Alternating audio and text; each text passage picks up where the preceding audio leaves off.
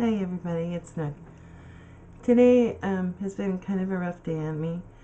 For those that don't know, I have fibromyalgia. I also have a lot of other health issues that I deal with.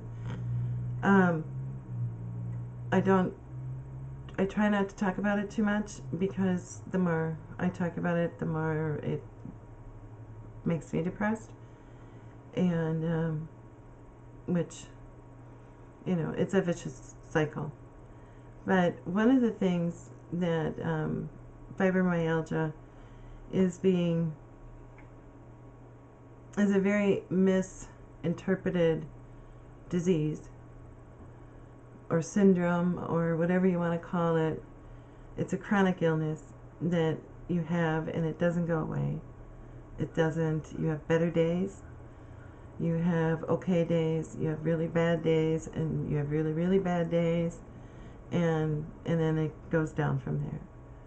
So it's something that when you get it, you go from being an absolutely normal person, physically and mentally, to being a whole different person. That you run out of energy very fast. You have days where it's called brain fog on the internet. I call it brain dead days. You have days where you can't put two words in front of each other. You have days where you just don't have energy to get out of bed. For me, I spent a year in my bedroom upstairs due to very badly done back surgery. And so for me to spend any amount of time in that room during the day is almost unheard of, because I can't. I can't.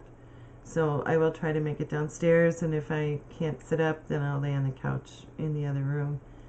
In that, I have to figure out a way to get my tablet so the type isn't so small and stuff, because I would like to read more when I am in that kind of a situation. But the problem is now, like today I woke up, and yesterday I had a great day and I learned a lot, and I didn't overdo, but it was stuff I had fun learning. I had fun learning with a group of women that I enjoy being around and with, and they make me laugh, and laughter is only good for your soul and good for your health and good for everything. So, but because of having to concentrate for so long, and the amount of energy, that I had to expend, which most people wouldn't have to think about, I do, and people with fibromyalgia do. I knew today was going to be rough.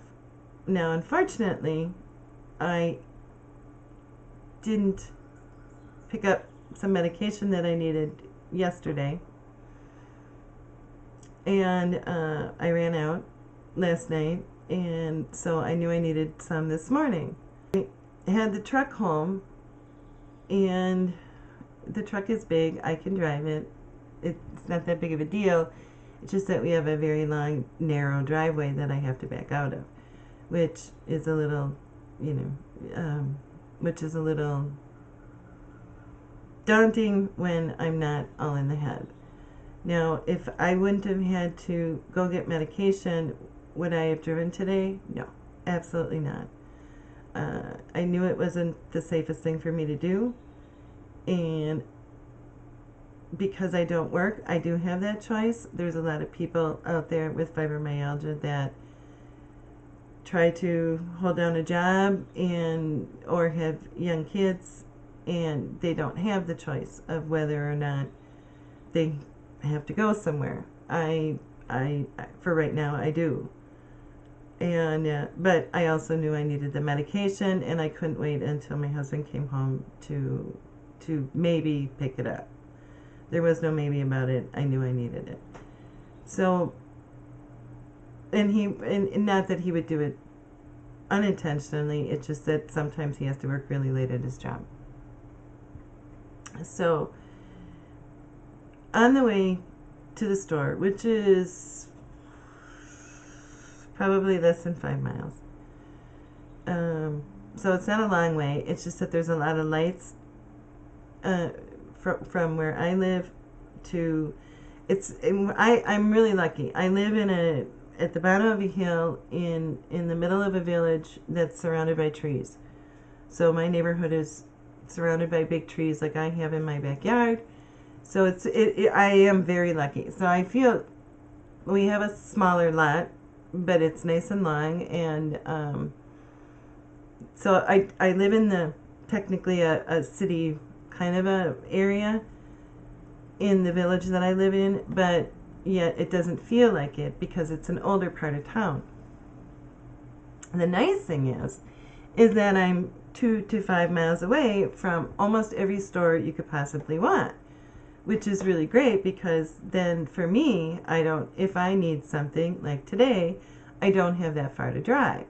The bad thing is that from my house to where I had to go, there was probably 7 stoplights, and there was also road construction. So it's not that far, but it's a busy area because of all the shopping centers that are right in that area. But it's nice because I don't have to drive 3 hours away to go pick up some medication. The problem is that I knew my head wasn't all there this morning, and I knew I wasn't going to be able to wait until nighttime, so I had to go. So I got the truck safely out of my driveway, because at one point you have the house, and then you have like 3 big maple trees in the neighbor's yard, so you have to back it up between the 2 of them. Now, if you're used to it, that's one thing. I don't drive the truck enough that I'm that used to backing it up, and anyway, and my head isn't all there. So I on the way to the store, I think I almost got in 3 accidents. Not like I had to swerve to get out of the way, but it was more, oh my gosh, I didn't see that.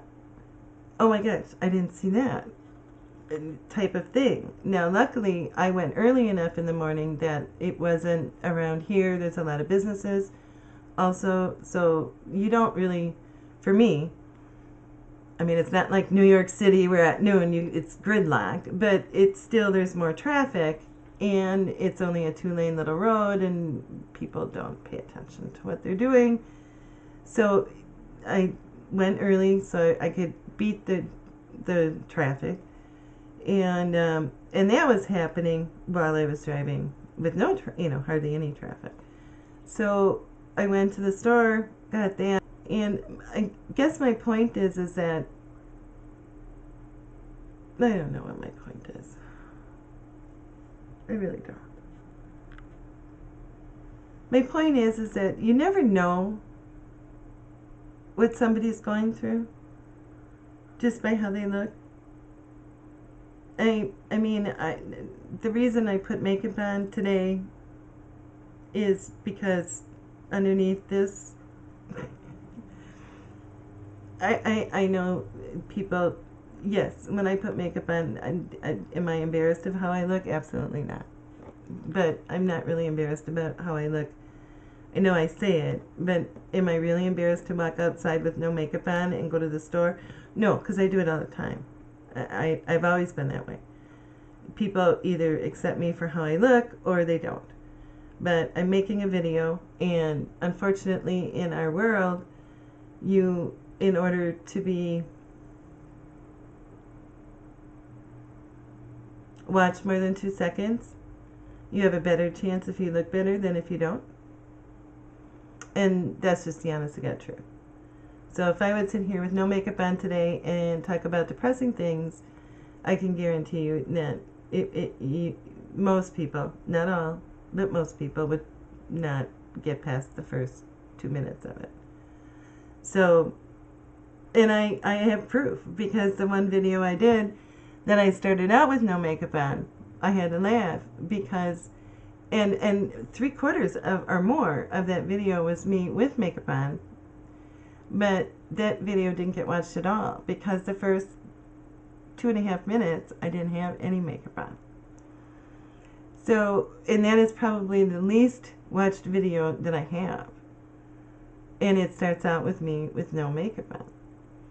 So I find it's a fact, and that's just in the little world esteem it kind of thing. And I got like a hair bouncing up there. So, which bothers me, but I understand it. It's just human nature. They want to see pretty things. They want to be happy. They want to hear happy things. They don't want to, if they're being told something, they want to enjoy what they're looking at. I guess that would be the way of putting it. At least enjoy what they're looking at when they're hearing things that they might not be happy. That might not make them laugh. I think you can get away with how you look in different instances if you're talking about a joking matter, but when you're talking about serious things, I just, from what I have seen and experienced, that's just the way it is. I'm going to stop this part of this because I need to get it